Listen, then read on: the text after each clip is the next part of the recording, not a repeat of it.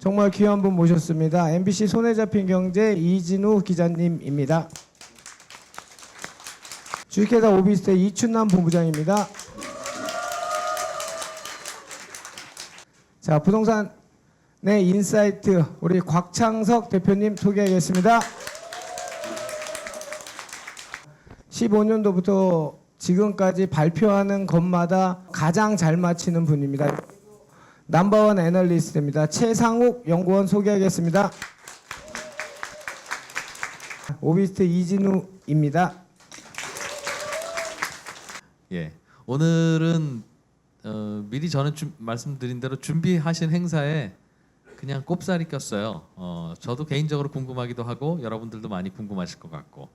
근데 저도 이제 시장을 이런 시장 저런 시장 꽤 오래 들여다 보니까 항상 누구의 말이 절대적으로 옳지는 않습니다. 다 아시겠죠? 그런데 다만 틀린 전망을 하는 분의 말씀 속에서도 이런저런 포인트는 설득력 있기도 하고 배울 점도 있고 또 그 반대도 있죠. 전망은 맞지만 또 그분의 말씀 중에서 이런저런 것은 또 걸러들어야 될 것도 있고 그래서 그런 생각으로 스스로 판단하시는데 도움이 되실 좋은 시간이 됐으면 합니다. 오늘은 이진우 대표께서 말씀하신 대로 편안한 분위기에서 이런저런 올 한해 부동산 시장에 관한 다양한 이야기들, 변수들, 전망들 말씀드릴 계획인데요. 다들 그냥 뭐 목을 풀기도 하고 뭐 입을 푸는 차원에서 올 한해 작년이네요. 작년 2018년 부동산 시장 어떻게 흘러왔는지 여기 모이신 분들도 대부분 아시겠습니다만 각자가 본인이 생각할 때 이 뉴스가 제일 큰 비중 있는 뉴스였던 것 같다라든가 또 이게 가장 지난해 부동산을 좌우한 핵심이었다라는 게 있으시면 한 번씩 좀 정리를 해주시죠. 그래야 지나간 그래 맞아 그랬지라고 하고 또 올 한해 정리할 수 있을 테니까 순서를 정해드리진 않았는데 우리나라는 큰일입니다. 모든 게 다 장유유서야. 곽창석 대표님부터 뭐 말씀 주시죠. 누가 마이크를 줬어요 방금. 그래서 잡았는데 저는 이 방송 나오는 게 굉장히 쑥스럽습니다. 잘 방송 안 나오는데 우리 이진우 단장 덕분에 또 방송 출연하게 되는 것 같습니다.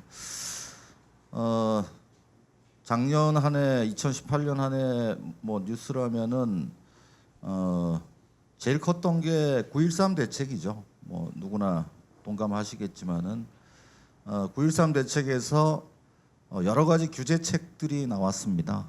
예를 들면 종합부동산세가 훨씬 더 강화됐습니다. 그래서 이제 올해부터 시행되는 거고요. 또 전면적인 대출 규제가 됐죠. 그래서 집을 한 채라도 갖고 있으면은 거의 대출 받기가 어려운 상황이 됐습니다. 뿐만 아니라 이제 작년 하반기 들면서 공급에 대한 대책이 있어야 된다. 그래서 작년 12월 중순경에 3기 신도시를 하겠다고 발표를 했습니다. 자, 이런저런 그 대책들이 발표가 되면서 작년 7, 8, 9월에는 서울 아파트 값이 미친 듯이 뛰었는데 작년 10월 이후에 시장이 얼어붙기 시작하더니 지금은 거의 빙하기가 됐습니다. 그래서 이제 올해는 다시 집값이 떨어지는 게 아닌가 하는 의견이 더 주류를 이루고 있는 것 같습니다. 어쨌든 작년에 가장 큰 이슈는 9.13 대책이었다 이렇게 보입니다. 제가 다 해버린 거 아닌가 모르겠네요. 네, 9.13 대책 때문에 집값이 많이 떨어지는 것 같다는 이야기를 길게 해주셨습니다. 예. 뭐 마이크 넘기기 전에 하나만 좀 여쭤볼게요. 말씀하신 대로 9.13 대책은 이런저런 세제의 문제도 있었습니다만 제가 보기에도 대출을 조인 게 뭐 그냥 가장 큰 폭탄이었던 것 같아요. 뭐 집값 잡는데 사실은 그렇게 하면 안 잡힐 집값이 어디 있겠습니까? 근데 문제는 이걸 계속 이렇게 이어갈 수 있을까라는 거예요. 즉 이거는 부동산 가격이 올랐으면 좋겠다라는 분도 걱정스럽게 바라보지만 부동산 가격은 좀 내려가는 생각을 가진 분들도 야 이거 효과가 좋긴 좋은데 이거 계속 이럴 수 있나? 라는 거예요. 뭐 글쎄요 영역이 좀 다른 영역인지 모르겠습니다만 얼마나 지속될 걸로 보십니까? 그냥 계속 아니면 제가 볼 때는 정부 입장에서는 하고 싶겠지요. 할 이유도 있고. 가계 증가 속도가 빠르기 때문에 정부 입장에서는 하려고 들 거고요. 은행 입장에서는 이런 되면은 견디기가 힘들. 그래서 다시 아마 은행에서는 잠깐 나타나는데 거의 그 기간 간 거래도 늘어나고 하면서 어떤 방식이든 올해는 대출을 재개할 수밖에 없지 않겠나 그런 생각이 듭니다. 이 규제가 풀리거나 그 대출 규제가 정부는 규제하지 않. 예. 은행에 이제 대출에 접근하는 거죠.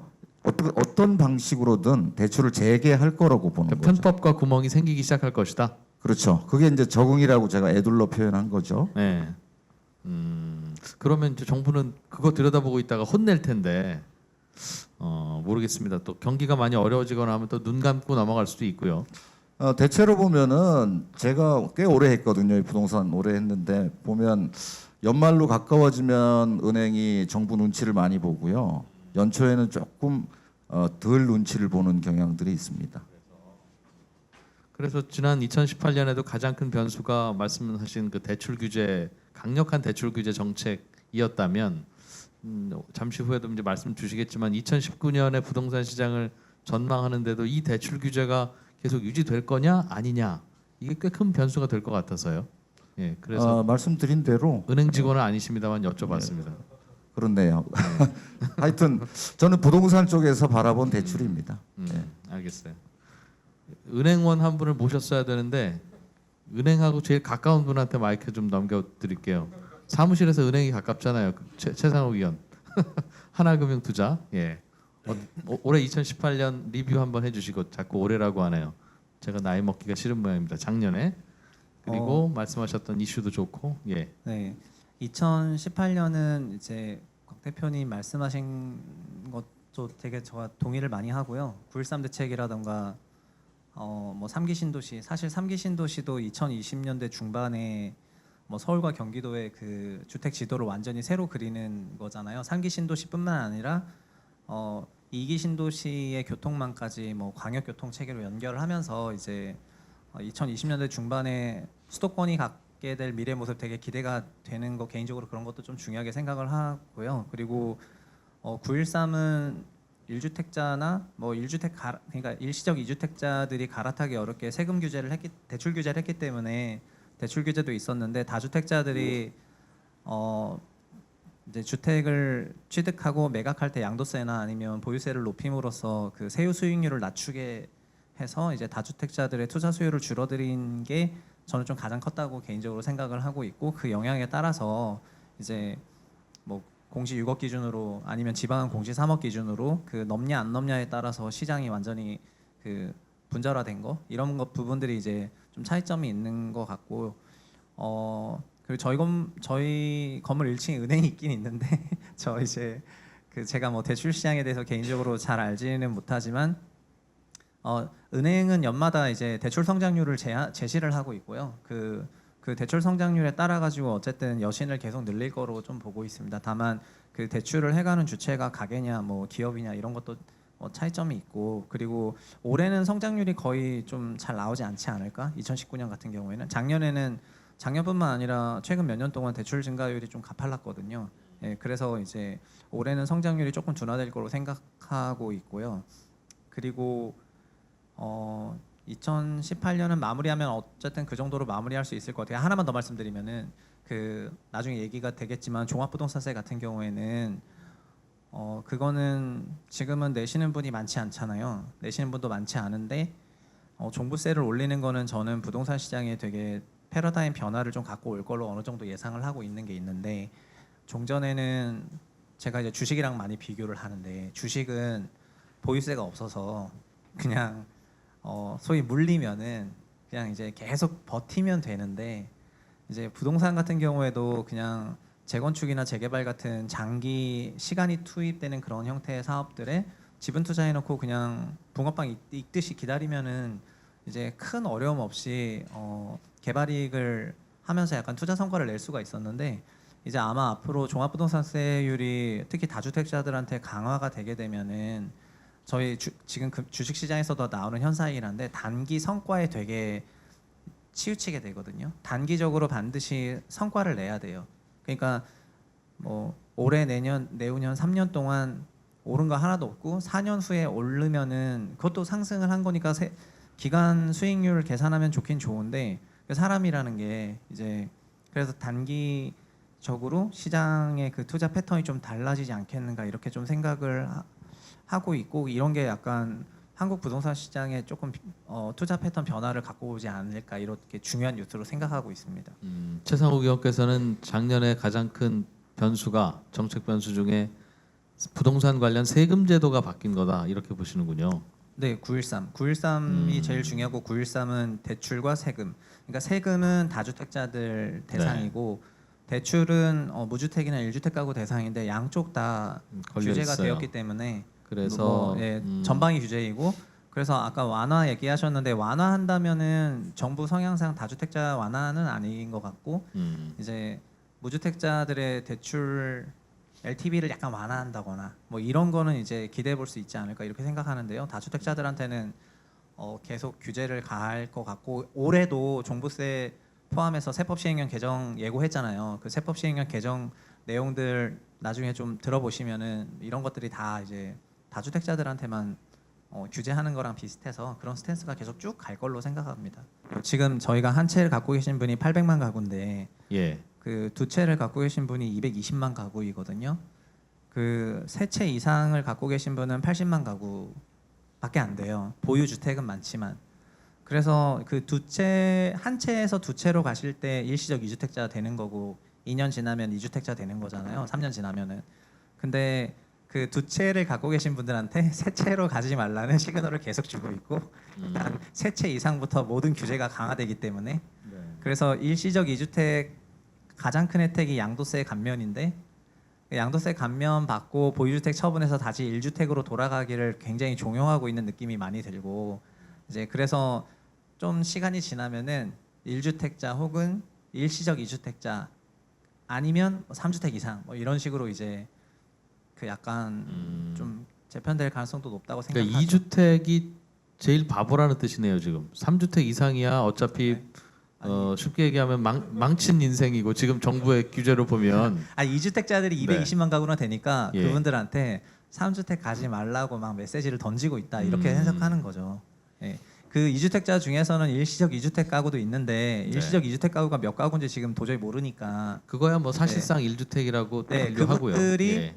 이제 그분들 요즘의 고민들이 그런 거잖아요. 왜냐면 내년까지 아니면 그러니까 3년 되는데 내년 안에 집 좀 팔아야 되는데, 예, 뭐 규제 때문에 약간 하락한 건 알겠는데 좀 더 기다리면 오를 것 같고, 그래서 이제 내가 지금 정리를 해야 되냐? 약간 이런 고민을 많이 하시는 분이 많아가지고, 그분들이 이제 굉장히 갈림길에 있는데 이제 정부에서는 뭐 알지 3주택자 가면 약간 이렇게 이제 경고하고 있는 거고, 이제 정책을 뜯어보면은 그냥 일시적 2주택자의 양도세 감면 대책 받고 팔고 그냥 다시 1주택 가는 이런 거를 약간 종용하고 있죠. 네, 제가 볼 때는.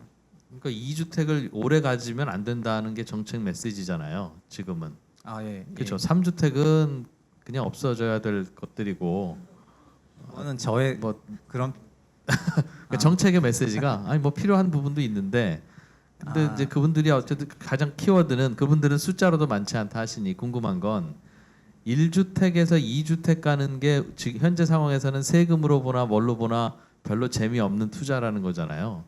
대출도 안 됩니다만, 네. 대출이 돼서 집을 산들 2주택부터는 양도세가 중과되고 있고, 예. 종부세도 강화되고 있고 네. 그러니까 시장- 영구 2주택자부터 그렇습니다. 예. 예. 그 시장 분위기는 싸하고 그러니 네네. 부모님이 돌아다니 가시면서 내가 소원이 하나가 있는데 네가 2주택 되는 것이다. 라는 유언을 남기신 분들이 아닌 다음에야 지금 2주택을 하는 건 설명이 잘 안 되는 상황이라는 정책인데 또 이제 궁금하고 말씀드리는 건 세상이 그렇게 되면 좋긴 하겠습니다만 다주택자가 없으면 세입자가 살 집이 없잖아요. 그럼요. 그건 우리도 알고 정부도 알고 다 아는 상황인데 이제 뜨거운 분위기 식히려면 어쩔 수 없으니까 이제 이런 정책을 썼단 말입니다. 네. 이 세금 정책도 어떻게 보세요? 그 대출 규제는 제가 보기엔 쉽지는 않을 것 같은데 이게 오래 가기가 세금 제도는 뭐 부동산은 그냥 많이 물리는 거라고 가정하면 어떻게 가긴 갈까요? 지금 왜 이런 질문을 여쭙냐면 이 세금 제도 다주택자의 양도세 등등 다주택자에게 무거운 세금이 부과되는 제도가 오래 간다고 가정하면 다음 정권이든 다다음 정권이든 지금 파나 다음 정권에 파나 세율이 차이가 없다면 네. 지금 파시는 것도 현명할 수 있고 네. 다만 다음 정권에서는 혹은 이번 정권 안에서도 이게 오래갈 세제가 아니다. 이것도 불합리하고 저것도 말이 안 돼서라고 한다면 조만간 바뀔 정책인데 지금 무거운 세금 내고 파는 건 또 바보니까 네. 매물이 안 나올 거란 말입니다. 결국은 현재 이번 정부가 만들어 놓은 이 세금 정책이 일시적인 거냐 아니면 중장기적으로 우리나라가 지향하고 갈 수 있는 정책이냐에 따라서 부동산 시장의 변수가 될 것 같은데 네. 그 부분은 그 세금이 어떻게 이제 보세요? 자산 매각 시의 양도세와 그 자산 보유 기간의 보유세로 나뉘는데 종전에는 양도세를 중과만 했었던 파리 대책에서는 이제 그냥 보유하면 됐기 때문에 안 팔면 되지 이러면서 저희가 이제 아파트 평균적으로 거래하는 게 15년에 한 번 거래하는 거거든요. 전국 평균은 주담대 끼신 분들은 4년에 한 번씩 거래하는 거고요. 근데 안 팔면 된다 이런 거였잖아요. 근데 지금 안 팔면 좀 힘들게 그래 그럼 보유 기간에 이제 보유세를 네, 세금도 한번 뭐 세게 때림으로써 뭔가 어떤 액션을 해야 되게 그 종용받고 있죠. 지금 그냥 단순히 현재 주택 수를 쭉 유지해 나가게 되면은 그냥 보유세로 탈탈 털리게 되기 때문에 이제 이미 표준 단독주택 공시가격 올라간 것도 예사롭지 않고 이제 공동주택 공시가격도 올라갈 걸로 예상이 되니까 그거 발표되고 나면은 어떤 형태로든지 간에 이제 액션이 있지 않을까 이렇게 생각합니다. 소유주들이. 하여튼 경기가 너무 과열되면은 세금을 강화시킬 수뿐이 없고 또 너무 침체되면은 경기 부양할 때는 또 세제를 완화할 수뿐이 없거든요. 딜레마가 있어요. 지금은 어쨌든 상승장이라고 인식하고 있기 때문에 세제를 강화시키고 있습니다. 근데 사회자께서 말씀하셨는데 향후에 풀릴 것 같으면 지금 맞는 선택이죠. 근데 지금 세제가 정상적이지는 않거든요. 중과세니까 일반과세는 아니니까 풀릴 거는 알겠는데 풀릴 때는 언제냐 하면은 경기가 극도로 나빠져 있을 때 도저히 팔 수 없을 때쯤에 풀릴 거라는 걸 알고 있는 거죠. 그래서 딜레마입니다. 지금 팔면 세금이 너무 세고 나중에 내가 팔 수 있을 때는 세금은 약할지 몰라도 팔 수가 없을 거고 이런 딜레마에 빠져 있는 거죠. 어쨌든 현실적으로는 지금 팔면 대체 투자가 불가능해요. 세금이 너무 세기 때문에. 또 팔면 집만 없어지지 뭐 전세 보증금 돌려주고 또 세금 내고 나면 남는 게 없거나 또는 내 돈이 들어가야 될 상황이라서 아마 올해건 내년이건 이거 못 파는 걸 겁니다. 알겠어요. 최 의원님 저 말씀하신 김에 지금은 잠깐 한 바퀴 돌려고 했다가 네. 궁금한 거 나온 때 그냥 여쭤보려고요. 짧은 거 같으면 그럴 줄 알고 보유세를 강화했 말씀 주셨잖아요. 네. 그리고 4월 이후 이제 6월 기준으로 나오니까 이제 올해 연말쯤 가을에 찬바람 불면 네. 종부세 고지서들 나오기 시작할 텐데 그게 매물로 내놓을 만큼 고통스러워요. 어때요? 참 시뮬레이션 해보시면 사람마다 다르겠으나 고통스럽겠지만 설마 그렇다고 집을 팔겠니? 라는 분들도 있고 네가 그 고통 안 당해봐서 모르지 한 두 번만 맞아보면 매물 내놓게 될 걸. 이제 이런 분들도 있어요. 네. 실제로 어떻습니까? 그러니까 이제 뭐 220만 혹은 80만 2주택자, 3주택자가 다 판다는 거는 말이 안 되고요. 네. 그리고 이제 그 다주택자들도 현금 흐름이나 자산 상태가 또 다 달라가지고 그거를 그냥 부과할 수 있다고 생각되는 분들은 당연히 버티시겠죠. 그리고 과거에 그 보유세 올렸을 때는 전세를 올리면서 버텼잖아요. 전세금을 받아서 충당해가지고 그 약간 세금 내고 이렇게 할 수 있었기 때문에. 근데 지금은 전세료 약간 하락하는 추세에 보유세 강화하니까 그 전세 되돌려줘야 되는, 오늘도 그런 기사가 났는데 임차인들한테 좀 더 있으라고 하면서 집주인이 월세를 준다는 거 아니에요? 거꾸로 이제, 여월세를. 네, 거꾸로 네. 여월세를 집주인이 임차인들한테 주고 있습니다. 나가지 말라고. 근데 일부 지역에서는 그렇게 하고 있는데, 근데 말씀대로 다주택자들 규제하면은 임대 공급이 안 되기 때문에 장기적으로는 이제 임대 수요 대비 공급이 부족해져서 전세도 올해 하반기에 약간 안정화되고 이러면, 그러니까 다주택자들 생각은 그런 것 같아요. 그냥 돌아가는 상황 보고 어쨌든 올해부터 올라갔는데 뭐 올해는 뭐 낼 의향이 있고, 그리고 이제 많이 올랐으니까 뭐 어느 정도 낼 수가 있고, 게다가 오히려 팔면은 정말 뭐 68%씩 양도세 내면서 파느니 그건 너무 아닌 것 같고, 그래서 전세 가격이 약간 올라가는 형태로 연말에 흘러간다면 당연히 버티게 되는 거고요. 이제 올해 연말에도 전세 가격이 뭐 하향 추세를 뭐 안다거나 이렇게 하면은 뭐 내년쯤에 좀 더 생각해 보지 않을까 이렇게 알겠어요. 생각해서 굉장히 유동적이죠, 상황이. 다주택자 중에 형편 어려운 분들은 내놓을 수 있을 네, 것이다. 월세 부담이 있으신 분들 같은 경우에는, 그러니까 현금흐름 부담이 조금 있는 경우에는 알겠어요. 이제 그러면은 매각이 아니라 뭐 증여라든가 여러 가지를 고민해 볼 만한 타이밍이긴 하고, 다만 이게 지금 거래가 뭐 시장의 주류로 뭐 대세로 막 그렇게 될 거라고는 보기 어렵다고 하는 거죠. 거래량 굉장히 위축될 것 같아요. 네. 알겠습니다. 정책 만드시는 분들이 참 곤혹스러울 것 같아요.